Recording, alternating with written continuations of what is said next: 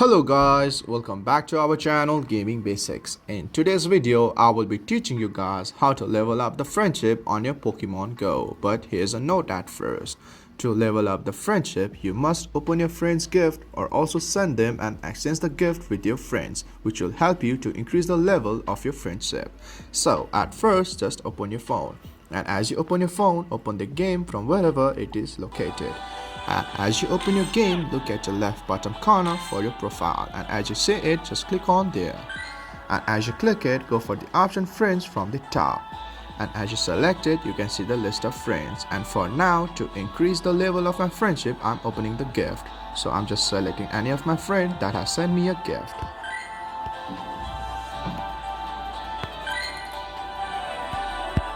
And guys, as you open the gift, you can see it says the level of friendship has been increased. So guys, that's how you level up the friendship on your Pokemon Go. If you find our video helpful, please leave a like and please do not forget to subscribe our channel.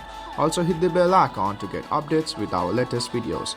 And drop a comment for reviews and more content like this. I will see you guys again in our next video. Thank you for watching.